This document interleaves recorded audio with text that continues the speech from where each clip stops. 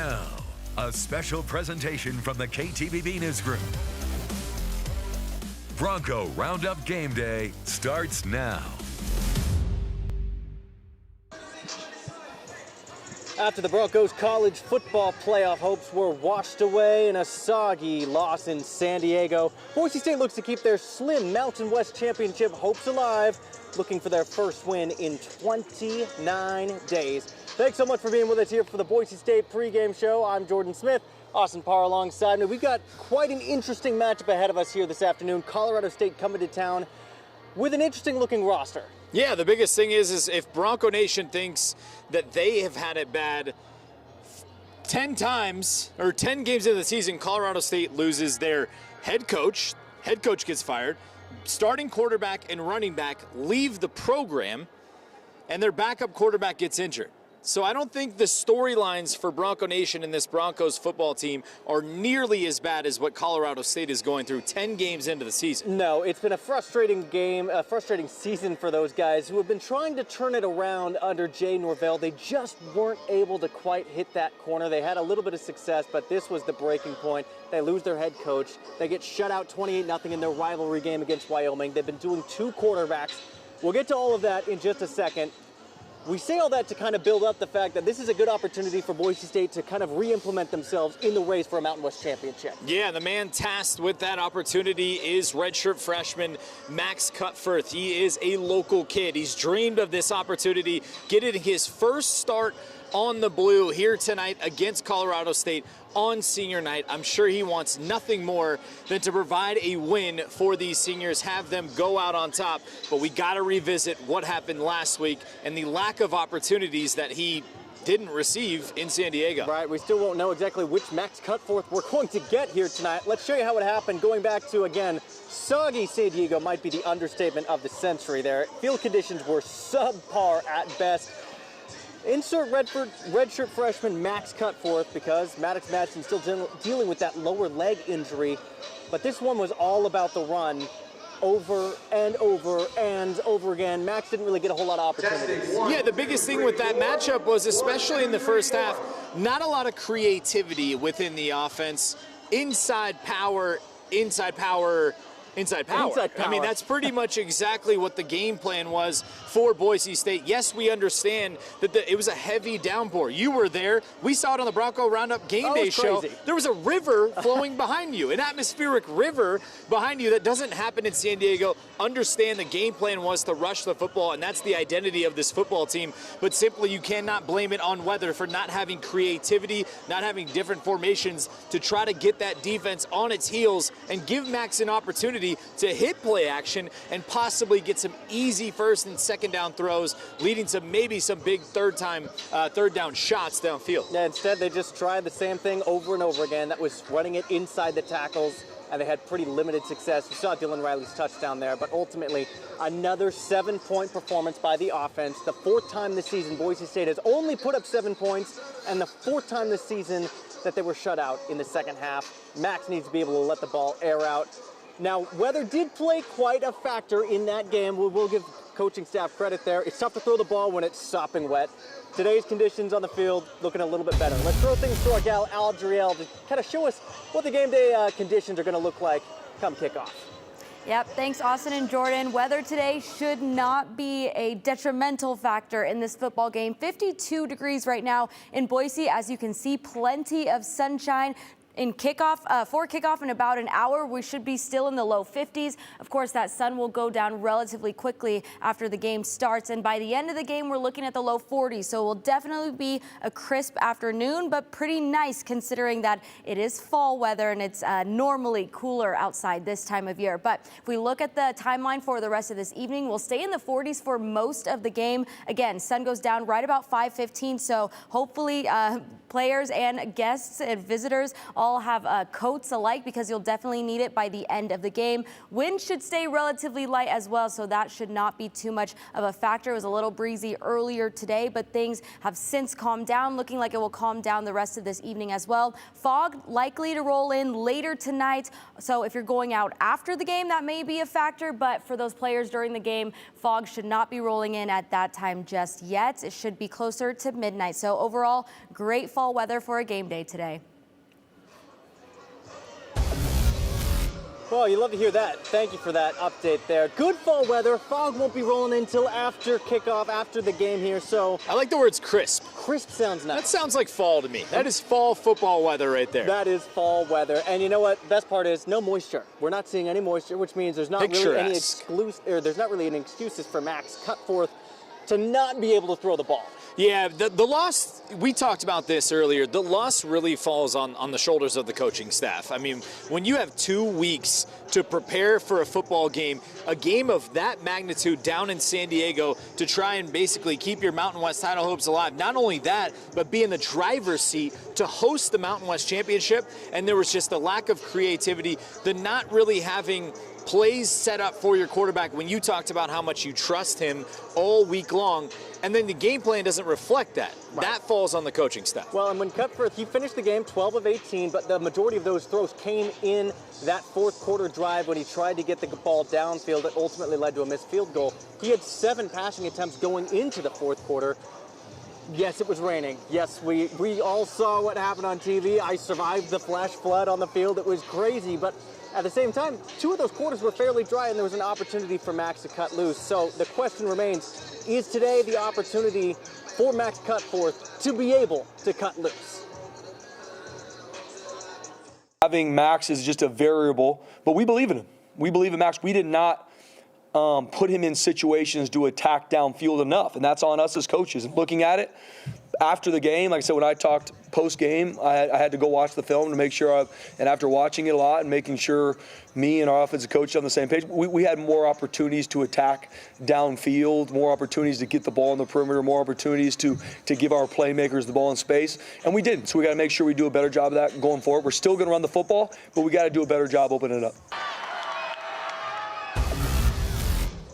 Well, they're still going to run the football, but it feels like, as we mentioned earlier this morning, passing complements the run game and vice versa, right? You can't just run the ball over and over and over. I mean, you could with Ashton Genty, but that's a different story. Well, San Diego State did successfully run the football over and over and over, but they mixed up the looks and the formations and things that kind of put the Broncos defense on their heels versus the Broncos offense did not have a mixture of formations and creativity and things that could really put that San Diego State defense on their heels. So they were able to load the box and essentially dare Max to throw, and in the rain, they just never did it. They just never did. Well, and coming into today's game, this is going to be an interesting matchup under center. Colorado State's quarterback situation isn't a whole lot better.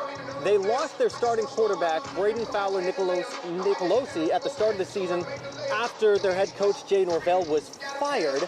So redshirt sophomore Jackson Brousseau comes in, tries to play the hero. He's splitting reps with the third-string QB. He goes down with an injury against New Mexico.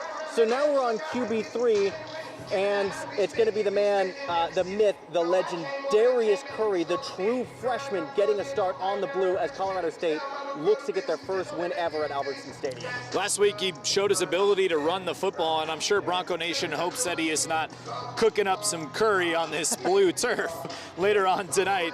But he's done a really good job. He's shown flashes of opportunities to really make plays for Colorado State. But with any true freshman or any freshman quarterback getting their first couple of starts, you expect some mistakes. He did have 3 interceptions.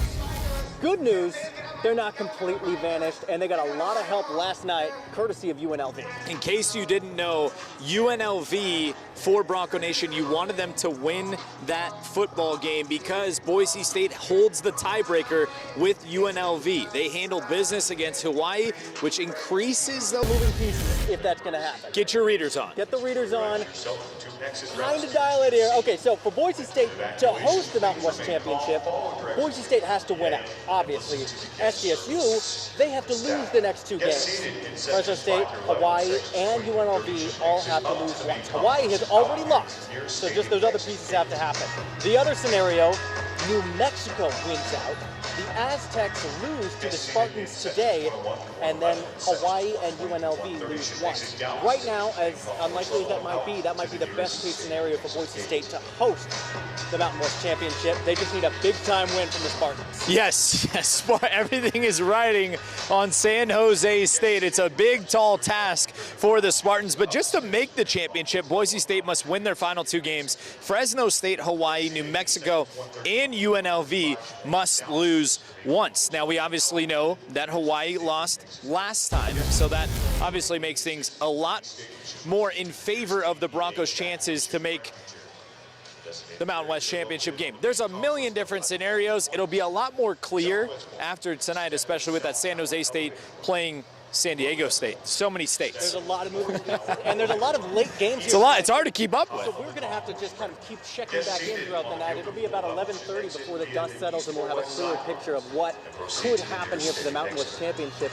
But it starts with Boise State having to come here and defend the blue and send these seniors out right on senior night. Yeah, on senior night, I think the student section is ready to go to work. They've got their hard hats on. Boise orange and blue with the Broncos logo on their hard hats, ready to bring the noise inside of this Bronco Nation, this Albertson Stadium. They know that there's work to be done. There's still a lot to be played for, especially on senior night. They're going to work. Players got to go to work too. Absolutely. And these seniors, tell you what, they've been through a lot. And you're going to talk about it in just a second here. But just 20 seniors from this Boise State class graduating. This will be their final game likely to be played here on the blue. This is a special night. And despite the 6-4 record, Bronco Nation with a 14th consecutive sellout, they're here to send these guys off right. This is a special night here at Albertson Stadium. Special night. Seniors, they deserve it. They deserve everyone to show up here early, be loud. We saw the tailgate party going on outside. There is a lot of fans out there for this one, despite what's happening in the program. They're really sending out these seniors right. Just like you said, 20 seniors playing on their final game on the blue. No matter what the scoreboard says, though, regardless, they're leaving a standard for what the next wave of Broncos will have to follow. And before they run out for the last time, let's take a look at what these seniors have really meant to this Boise State football program.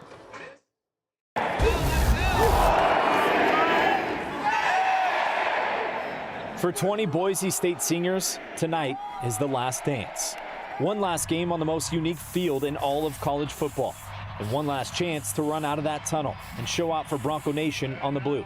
This senior class has experienced just about everything you can in college football. COVID years, coaching changes, NIL, and realignment. And yet through all of it, they kept showing up. Early lifts, late nights in the film room, long rehab days, and every Saturday when their number was called. The seniors, it's a special group, man. I'm proud of these guys. You know, those guys have all kind of been here, other than a couple transfers. Those guys were all here when, you know, we had the ups and downs a couple years ago, and they were here through really good, and they here through a season where it didn't go quite like they wanted it to, and they've never quit fighting. They've never been negative in any way. They've always tried to help these young guys, and they're just guys I like to be around off the field. Head coach Spencer Danielson shows his gratitude in a special way. He handwrites a letter to every senior in the program. A personal thank you for trusting Boise State, for pouring their time, effort, and bodies into this program. It is his way of letting them know they're more than just a name on a roster. I mean, I love these kids. And despite, like, even talking about Latrell Caples, like, golly, that letter's going to be hard just because I care about him and his life. So I usually it takes me a while. I spend a good amount of time on it and usually do it at night or early in the morning when it's just kind of me here and just thinking about these kids, praying for them. And I always want to be in their life as someone, especially when this is over. I never want anything from them. I'll never call because I need something. I want to just call because I love them, and I want to always be able to speak truth into their life. And that's what it is. One of the faces of this senior class wears number 3, Latrell Caples, a guy who fought his way back from a major injury and turned himself into a trusted target and a voice inside this locker room. Caples has seen a bit of everything through his 6 years, stating patience and perseverance as the 2 biggest things he takes away from his journey. It's hit me as it could be my last game on the blue. I've been really emotional coming into this week, but this place means a lot to me. It means the world. I've learned so much here, met so many people, the guys, coaches, trainers. I'm cherishing it all right now, and I'm taking it all in my last couple of weeks, so just ready to attack. For Caples, for Feely, for Notriani, for all 20 of these seniors, tonight is about soaking in one more game on the blue. One more chance to fly around in front of Bronco Nation, and one more shot to leave this field the way they want to be remembered.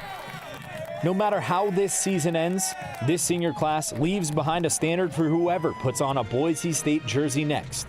A roadmap built on work, toughness, and a blue-collar attitude, and choosing this program even when it was not always easy.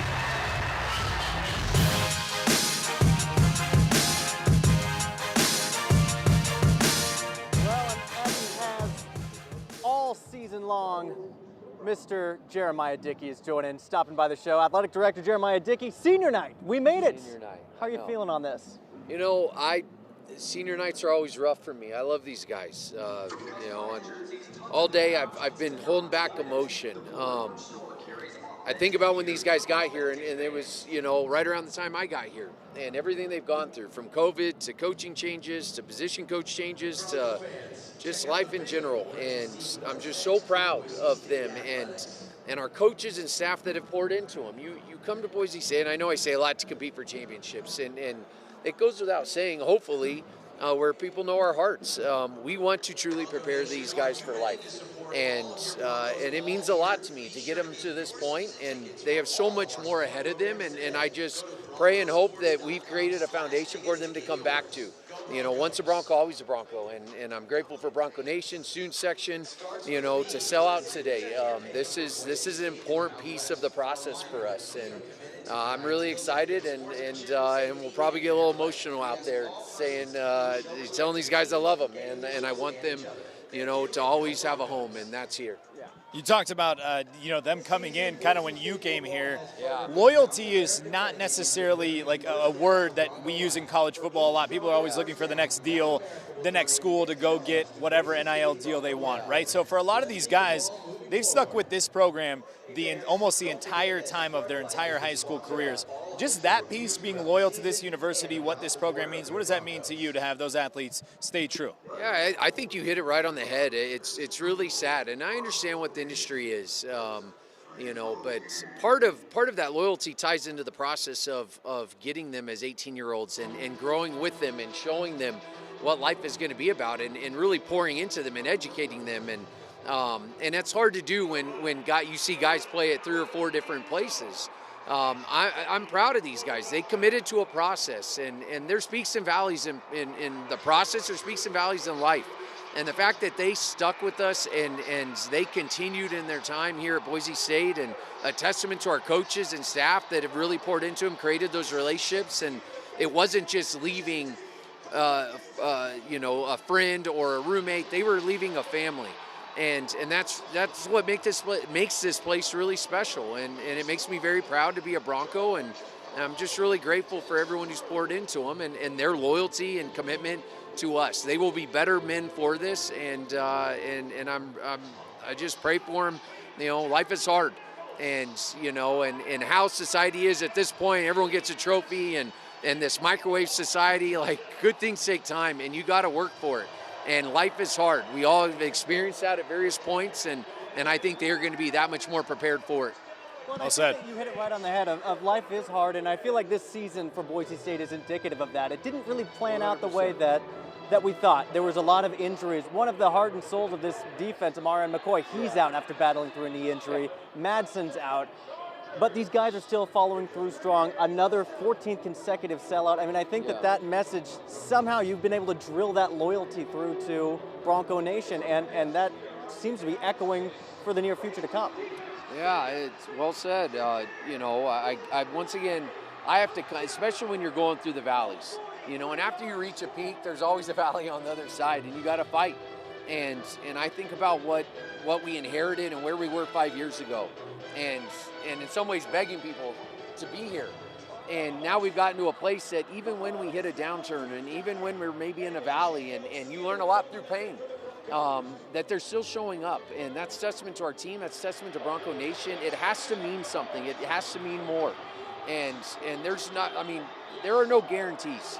right? You got to go out and win, and sometimes your good isn't good enough, and there's injuries, and there's a number of reasons. We're not a place that makes excuses. We understand what the expectations are, but this is part of a process.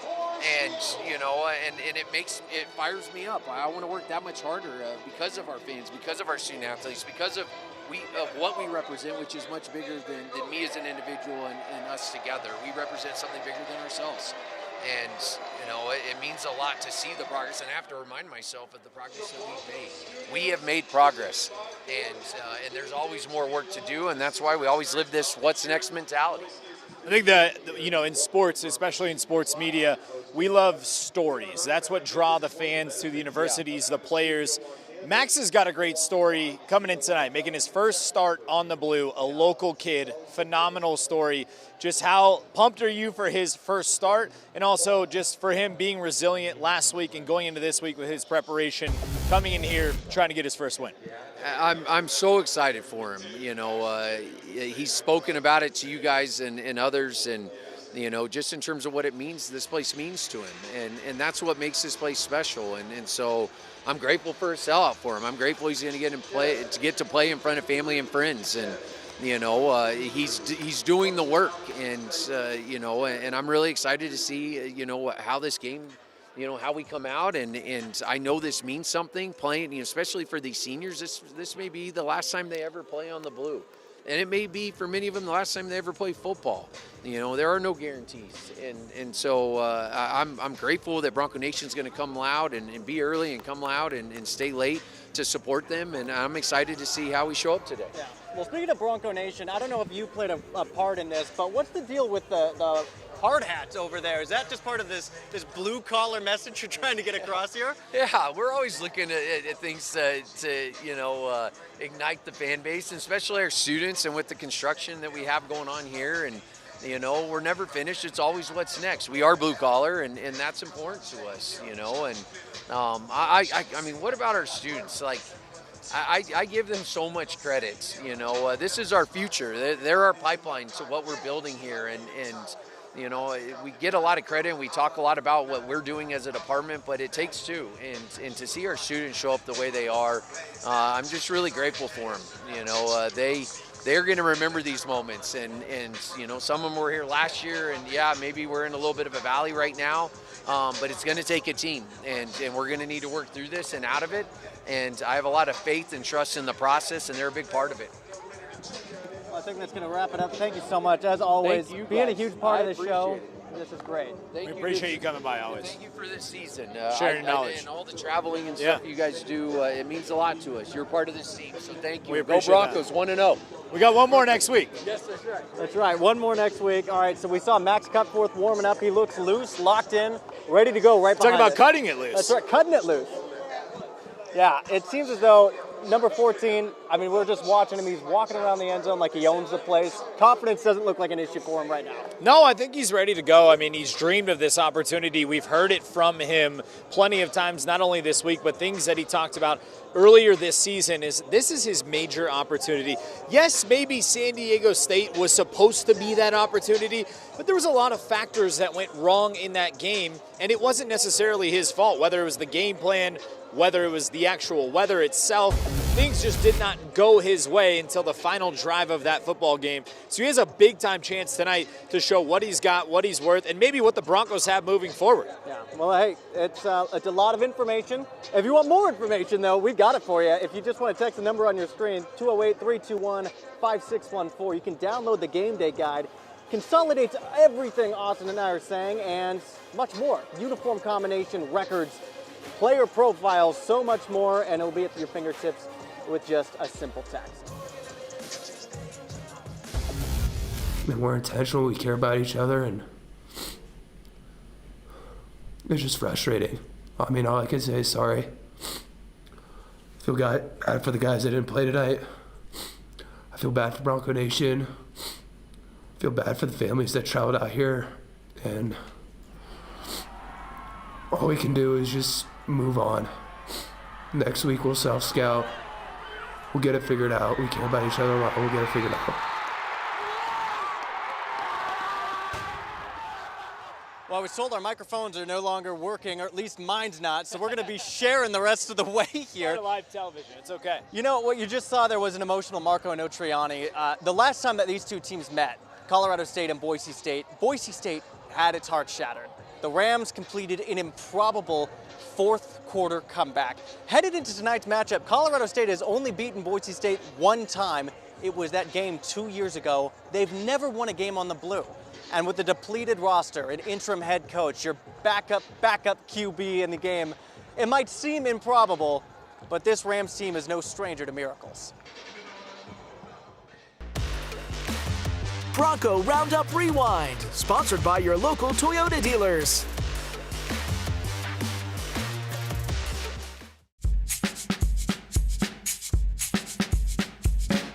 Let's take you back to October 14th, 2023.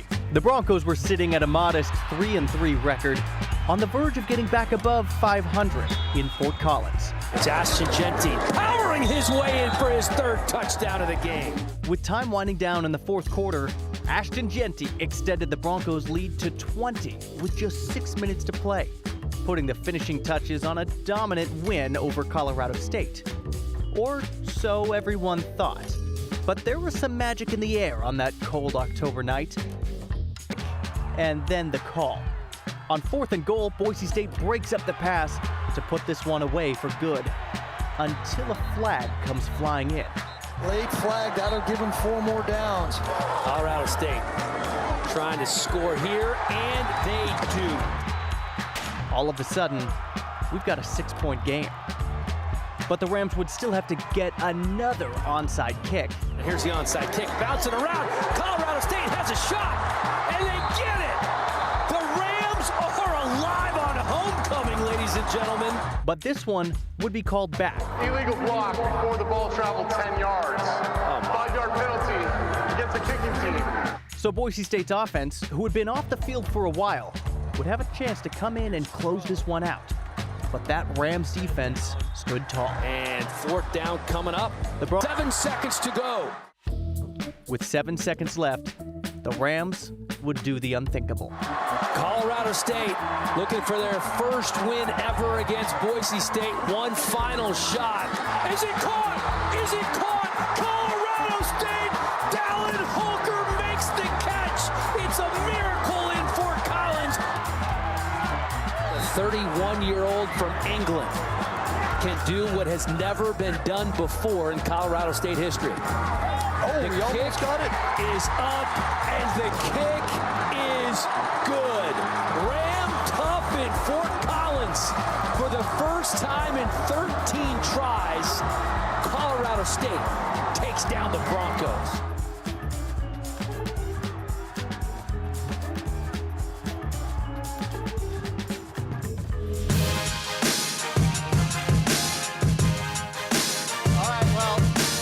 Hope and pray that miracle just stayed a one-time deal. We're going to bring in a special guest here, the man raising the blue chaos flag tonight, former Boise State Mr. Everything, Chris Parr. Chris, welcome back to the blue. Yeah, thanks for having me. It's great to see Bronco Nation. Yeah.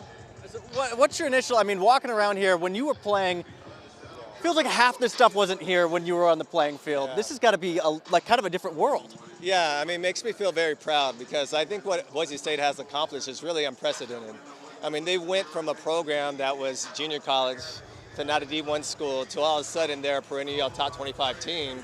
And to do that, and we did it the right way. There was no paying players back then. There was no cheating. There was nothing illegal. And it was just about belief, getting the right players in, getting the right coaches. And so to come and to see this come, it's like the culmination of everything. Everything's in full circle. So it just makes me very happy and proud to be here.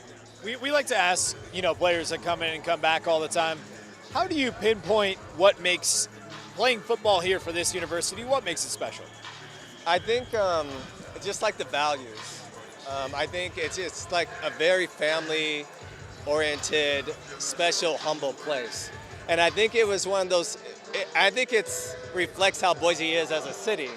And that sounds kind of corny, but I really kind of mean that because if you really look at yourself humbly and try to fix your mistakes and try to have that self-belief and just keep on working on getting better, That's the Boise grit. That's the Boise grind. And to see what we've accomplished, it's just been from that mindset. And it's that culture that Boise State has had for the past 25 years, which has been incredible. And so it really is something special and it makes me very proud. I got the chance to talk to Jared Zabransky last year, and I kind of asked him, what is it about this team that year in and year out they're able to kind of maintain, if not raise the standard year in, and he said that was the whole thing, was if we can just raise that bar a little bit each year and continue to build off of it, we're going to be a powerhouse when it's all said and done. And it feels like that's exactly what's transcended here. Yeah, because I think each year Boise State's gained a little more confidence. Because initially it was like, can we really play with the big boys? We think so. We watch film. We believe that we're just as good, but nobody else believes that. And so sometimes you could second guess yourself and doubt yourself. But each year you had that success. You're like, no, we've proven that, right? And so you can really look back in the tough moments when you have doubt and be like, well, look at what we've accomplished, what we have done. And knowing that you had that confidence from your past accomplishments to really go out there and prove yourself. And so that's why it was no surprise by the time it was in the 2010s, Boise State was winning the Fiesta Bowls, beating Georgia, etc. And so now the standard is like it should be top 25 or bust, right? And so now on the one hand, you feel bad because sometimes that's a really high standard to meet and there's a lot of pressure. But on the other hand, that's the goal. You want to be one of those programs, and Boise State, fortunately, is one of those programs. Peaks and valleys, obviously you go through them. This one's a little bit of a valley for this program right now, considering the preseason rankings and things like that. But how do what's the message in the locker room when there's still so much to play for and a possibility they could still be in the Mountain West Championship? Yeah, I mean, I think having that tradition definitely helps out, right? Because it's not like you're the Cleveland Browns and it's like, oh, we had expectations, but it's all Cleveland. Yeah. So, I mean, last year, Boise State was in the Fiesta Bowl. Right. So you have a critical sum of players on this team that played in that game, right? So they had that experience and they know that they're better than what their record shows at this point in the season, right? So I think they can have a lot of confidence like, hey, we've had some injuries. We haven't played very consistently during the season, but there's a thin line between good and great, between average and good. And if they just get a little bit better, yes, I mean, they can win the conference this year. I know that you've been in this position before where it's the last time that you can suit up in those blue uniforms. Yeah. It can be a really emotional moment. For some of these players, it might be the last time that they ever put on a football uniform. Yeah. What is that emotional roller coaster like, and what's your message to the seniors who this might be their last game on the blue? Yeah, just to really enjoy it, go out there and play and think about everything that Boise State stands for, yourself as an individual and your family and everyone that's pulled for you.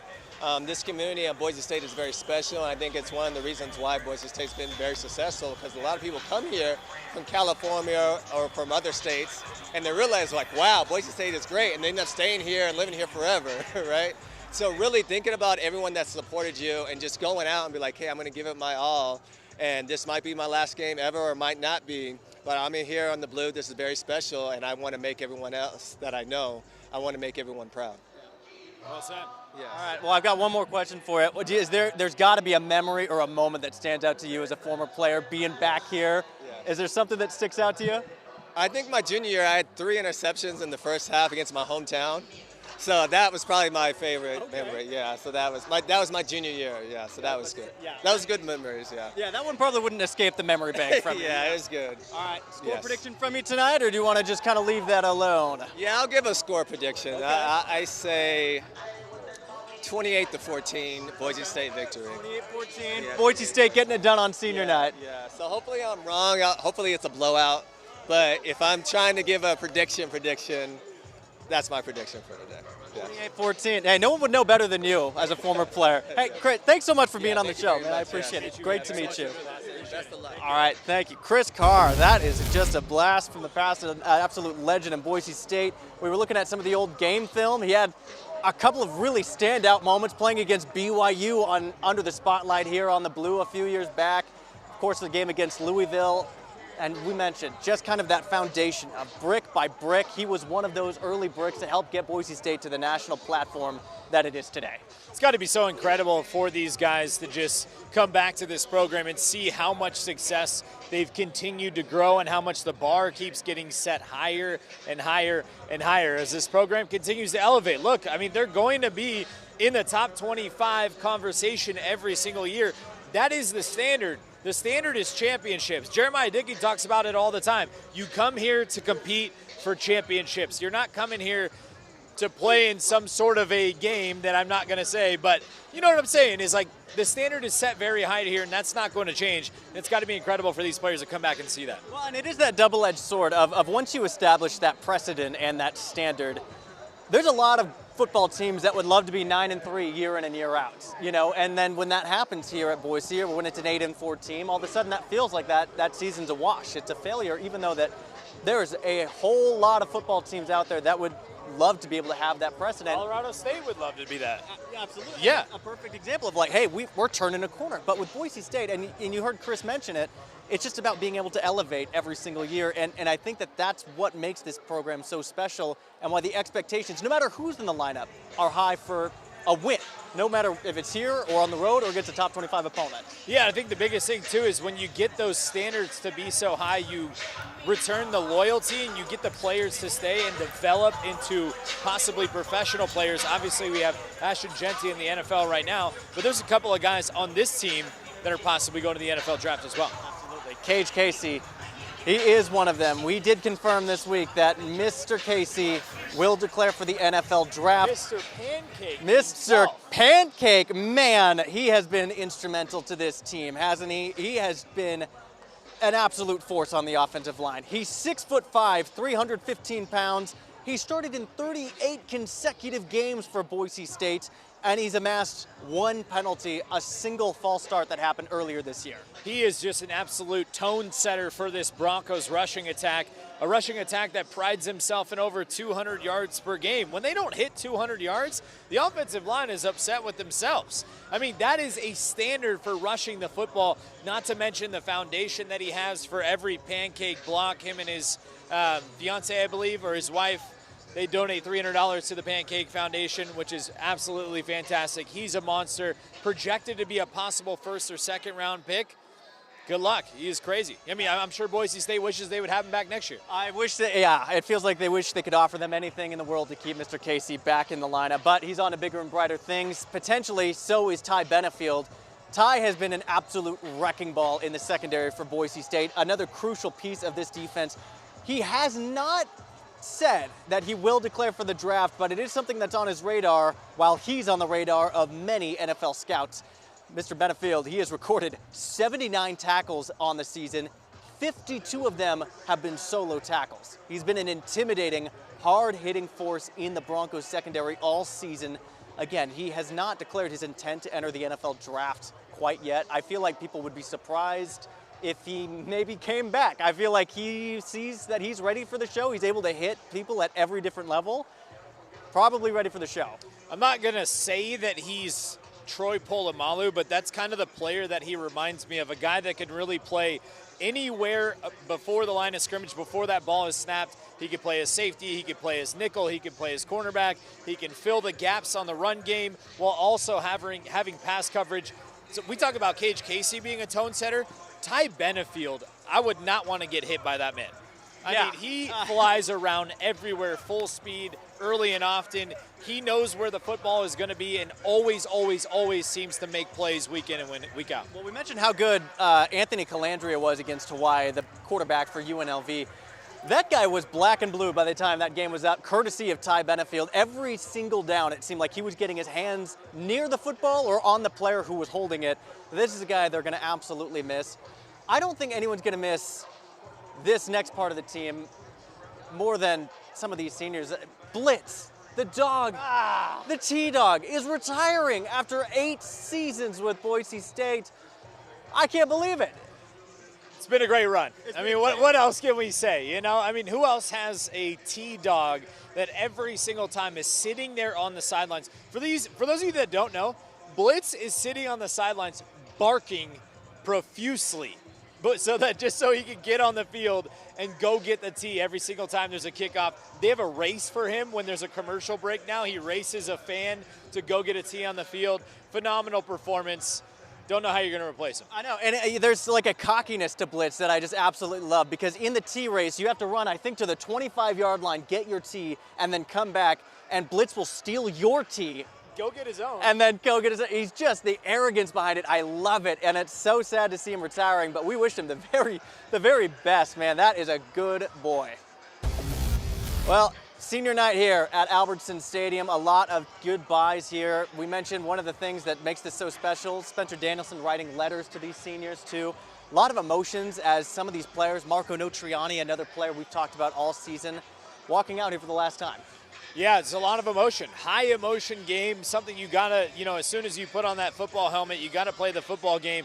But just as Chris alluded to, you gotta enjoy these moments. These are moments you're going to remember for the rest of your life. You're gonna be having beers with your buddies and be like, hey, remember that senior night on the Blue? That was one of the most incredible evenings that you will ever have. Or whatever, diet sodas, whatever you want to enjoy. You know what I'm saying. But at the end of the day, you've got to enjoy every single part of this. It's so special for your family and also just the players around you. Celebrate it with your boys. There's 20 seniors that have poured into this university and into this program, and this could be their final game on the Blue. More than likely is their final game on the Blue. Yeah, unless there was a particular bowl game that might go the Broncos' way, or I guess not their way, depending on how you look at that with the Potato Bowl. Probably not their way. I mean, we did talk to, okay, so we got two different answers earlier this week. We didn't want to make a big stink of it, but between an offensive lineman and a wide receiver, we asked them if they would accept an invite to the Potato Bowl. Completely different answers. One said, yeah, that sounds great. The other said, absolutely not. I'm just going to leave it there. He said, no thanks. You can have that. It's going to be a no for me. Yeah. Well, and the Broncos, they're going to have to do this senior night without a few of their key pieces here. And we mentioned the injury list that keeps piling up, and one of them is Amarion McCoy. I mean, this is a guy who's dedicated his heart, his soul, his body to this program this year. We mentioned just how much of a wrecking ball he's been. We found out this year he has to undergo knee surgery, and it looks like that was a successful operation. We've seen him on the sideline in his crutches. He's been fighting that a couple of games this year. Had to get his knee drained like twice a week, just trying to heal up, and it looks like he underwent the surgery and won't be able to participate on senior night. But it's just a huge blow to this team. Such a vocal leader. Every game he plays, like, it seems like the opposing student section has something to say about number 7. As if they didn't have a laundry list of injuries, this football team. Let's just unfortunately have to add another name to that list. But you're talking an absolute warrior and a ball hawk in Amarion McCoy. 4 interceptions on the season. I believe that is tied for the top of the Mountain West. Most interceptions this season. It seemed like almost every single, at least home game, he found and had a nose for the football. He had an interception at Nevada as well. You were there. Phenomenal, phenomenal player. You just wish this doesn't happen before senior night and before they're still trying to play for a postseason berth or possibly a Mountain West championship. Yeah, and if he's been able to fight through it this much, you know it must have just been killing him to miss. 2 times a week is wild. Yeah. I just wanted to throw that out there. To miss senior night, you know this must have been agonizing for him to fight through. So here's Coach Danielson on kind of an injury update with Amarion McCoy earlier this week. Amarion McCoy had a knee injury about 6 weeks ago and elected just to fight through it, battle through. I mean, he has to get his knee drained like twice a week because he's battling. It got tweaked again in the game on Saturday, so he's going to get surgery this week, and Amarion's going to be out for the season. It's a hard moment because he loves his team, and he's been absolutely battling. But at this point, it got tweaked again, and he can't go out there and perform the way he knows he needs to and we need him to. And so he's going to get surgery and get it fixed.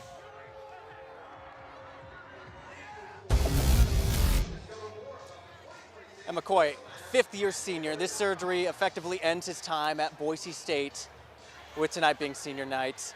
And right now, they're dimming the lights. The seniors are starting to line up, and this is the moment that some of these players have been dreading, not the least of which is Coach Danielson. Yeah, I mean, he talked about it. He's going to be very emotional. The letter thing, in case the folks that don't know, he started this when he was an interim head coach 2 seasons ago. Started writing handwritten letters to all the seniors. It's now become a tradition. And he takes a lot of time doing it. He gets very emotional because at the end of the day, yes, he wants to win football games with these players, but he wants to grow them into men, and he wants to develop them into great people, and he wants to be there for them because he simply cares. And that's why he's such a player's coach, and these guys really latch on to him. He's never lost the locker room. For all the people that wanted to say Danielson was losing the locker room, never lost the locker room. These players and these coaches care about Coach Danielson just as much as he cares about them. Well, I think that that's indicative of what we see in modern college football now with the transfer portal. They only lost 3 players to the portal after a remarkable Fiesta Bowl run, and that speaks to such volumes of the amount of buy-in that Coach Danielson brought as really a first-year head coach of saying, look, this is the mission, this is where I want to take you guys. You are excellent football players, but you're even better people, and I believe in you guys moving forward. Yeah, I mean, you just want to elevate them as people. That is the ultimate goal. Yes, I know everybody wants to win Mountain West championships and go to a big-time bowl game, go to a Fiesta Bowl, but at the end of the day, you got to remember these kids are 19, 20, 21, 22 years old, trying to move forward in life. Less than 5% of them are going to make it to the next level. The jump from college football to the NFL is a massive one. And the biggest thing is you want to grow these young men into great people and great people that are going to serve their community and also be able to move on in life and be successful in life when they're done with football. 20 seniors saying goodbye to Boise State tonight. You can hear the crowd starting to get into it as they're being announced over the video board. You know, I think at a certain point, no one knows when or how. And you just heard the T-Dog Blitz getting cheered on for his retirement effective tonight. Again, that might be the saddest one of all. I think they're doing the starting lineup first, and Blitz is a part of the starting lineup. Oh, that's fantastic. Got to have Blitz in the starting lineup. Boise State taking on Colorado State as we get ready for senior night here. 20 seniors saying goodbye. Head coach Spencer Danielson will individually walk each senior out to the center of the field. I believe the parents are here too to help support their kids as they play in their last game here at Boise State. I think you might see a senior-themed football game as well, because a lot of these guys, if you're thinking about from Pee Wee football all the way through high school and now through college, this has been a long, long journey, and you want it to end on a high note, and I expect these seniors to show out tonight. Well, Latrell Capel's kicking us off here, being introduced with flowers going out. He's going to meet Jeremiah Dickey. Right behind him, Jeremiah Irby. Boy, we can't say enough good things about either of those players. Irby with 2 interceptions against Nevada. He's been a ball hawk all season. And now we're moving down. Yeah, Braxton Feely. I mean, he's been a phenomenal defensive lineman up front, setting that pressures for Boise State. I mean, they've been, phenomenal stopping the run, which leads to them stopping the pass on the backside of the defense, too. What can you say about Braxton Feely? Absolute monster. And how about the guy who never gets attention, the center? Can we give a little shout out to Zach Holmes? He's come in, he was able to, when Mason Randolph went down, Zach Holmes was there and he said, I can handle the run block, don't even worry about it. And he's been instrumental to this team as well. He's been a great guy. We've loved getting to talk to him in the tunnel every single week. It seems like he's just got a chipper attitude. Really bright guy. Sad to see another senior graduate. And Matt Lauder's up next. Yeah, I mean, hey, tight end's always open, right? We talk about it so much when we talk about this football team. You're talking about a guy that really, really is a big part of this offense, not only being the security blanket for the quarterbacks, Maddox Madsen, Ermax Cupford, but being one of the best run blockers on the team as well. Phenomenal tight end. And hopefully, maybe, hey, who knows? We'll see him at the next level. Yeah, I would hope so. And here's the guy we were just talking about, number 7, Amarion McCoy, giving a hug to Coach Danielson there. You can see the emotion. Boy, he just wishes he could suit up and play for his boys one last time. It's got to be tough being on the crutches, but still an important moment, a phenomenal moment, special moment, followed by one of the absolute run stoppers in the inside, Marco Notriani. Man, that is a guy, you can see the raw emotion that he plays with on a nightly basis. You saw it in that clip against Colorado State 2 years ago. He cares about this program. He wants to see them succeed, and he gives his whole heart to this team. That's the kind of player, that's the kind of recruit. If you're looking at maybe playing for Boise State, that's the kind of player they're looking for. Yeah, I mean, a culture setter, right? Somebody who really pours their heart and soul into this program. We just saw Chase Penry up there as well. Who knows? Maybe he gets another touchdown. The Cutford to Penry situation seemed like it was a pretty positive one for a redshirt freshman quarterback. And then you got the transfer as well coming in. Malik Sherrod coming in from rival Fresno State, trying to make an impact here in this running backs room, and he has. He's had some great moments, some burst of speed, had some great games against Air Force and against his former team Fresno State on the blue a couple weeks back. Yeah, I mean, we talked about it earlier today. Hopefully this is the day that we've talked about, how he could get a punt return or be electric and explosive in the punt and kick return. Maybe today's the day on senior night that Malik Sherrod finally gets a punt return for a touchdown. That's why they brought him in. They said, this guy is shifty, he's dangerous. Senior night, I feel like he's got that electricity going through his veins.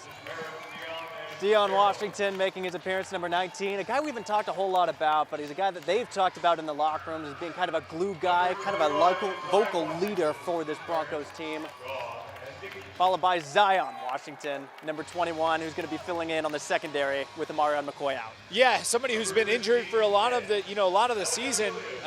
Wanted to see a lot more from Zion Washington. Asked every single week when he's going to be back, rehab and things like that. He's finally been back for the last couple games, and somebody who can really be big with Amarion McCoy out is Zion. And you know what? Let's take a second to look at these Bronco Nation right now. Every single one of them on their feet, cheering on these seniors as they make that slow jog out to the 50-yard line. And you can just see how much this means to every single person in the building. Regardless of the record, a 14th consecutive sellout to honor these seniors, getting one last round of applause before kickoff. Yeah, I mean, what can you say? We talk about it all the time. This is arguably the best fan base in the country, and they continue to show out no matter what is happening. The peaks and valleys of this program.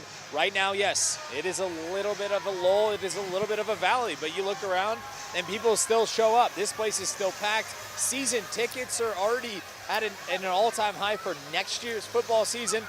They're always going to be faithful. Bronco Nation, some of the best around. Well, Amarion McCoy, we mentioned him. He's going to be out injured tonight. He's not the only star player as we get back to kind of the game day here. Chris Marshall is going to be out for yet another week. He got banged up a couple of last week during practice ahead of San Diego State, rehabbing really hard, just unable to play tonight. It's tough when you get, I believe it was a high ankle sprain, not confirmed a high ankle sprain, but that's what happened in practice. That's usually about a 3 to 4 week injury, depending on which that is. But Chris Marshall, you hate to see it, especially with a redshirt freshman quarterback. That's a weapon on the outside that he could really utilize. Can't teach size too. I mean, we've talked about him all year. We wanted him to break out big time with maybe, 700-800 yards of receiving yards. Just hasn't really happened. But what else can you say? Just another weapon out for Boise State. Well, and we were talking that this could be a potential Mountain West Offensive Player of the Year early on in the season just because his size. Yeah, that was my bold prediction. Well, and injuries, and then there was the discipline issues. He's missed 3 of the last 4 games, and when he's been able to explode and find the football, it's been exciting to watch. It's just that opportunity hasn't quite happened this season. It's been a combination of a lot of things. I mean, whether it's, the quarterback player, Madsen, getting hurt, or him getting suspended, or him getting now injured as well. It's been a multitude of things all season that just hasn't led to maybe what the season that Chris Marshall and us, what we talked about in the beginning. Well, all blues in today's senior night uniform combination. The blue on blue action. Fitting way to send these seniors out because in this uniform, they're 119-8 all time. I think that's pretty good. That's a lot of wins for a uniform combo. That's why we went all blue. It probably looks a little bit black, but blue shoes, blue pants, got to match everybody, got to match the uniforms. Look good, feel good, play good. Very simple motto. The last time they wore these uniforms, they played UNLV. That went pretty well. Hopefully, we'll get the same thing here. And that can bring us to the 14th consecutive sellout. Again, we can't give these fans enough credit sticking with this team. It got frustrating for a lot of the season, but they're here tonight, closing the season out right. Yeah, closing the season out. I think we got to get to our score predictions here. I went first on the morning show. You go first now. I might follow suit here with what Chris Parr had to say. He said 28-14. I'm going to go 31-10 Boise State. I feel like the defense is playing really strong right now. Even without Amarion, I feel like this is the time. Cut forth, it's going to cut loose and put some points on the board. That's a lot of points. I won't give them that many points. Not as confident. I'm going to say 24-10. Boise State does get a bounce-back victory. They hold Colorado State. Maybe the Rams get a late score, but Boise State bounce back, keeps their Mountain West hopes alive. and hey, sends out these seniors with a big-time win on senior night. All right, well, thanks for bearing with us with the one microphone, the tech issues. We want to plug the Game Day guide one more time. Yeah, please text that number on your screen. You'll get all this information consolidated. Text BSU. Yes, BSU to the number on your screen. This is harder than it looks with one microphone here, folks. Text that number. You'll get all the information, player profiles, uniform combos, the whole 9 yards. Carson Cloud, our producer, works to put that together every week, and he does a great job. Well, from Albertson Stadium, one last time this season, I'm Jordan Smith. That's Austin Parr. Let's hope for a Bronco dub. Bronco dub, that's it. All right, we'll see you after the game with post-game coverage.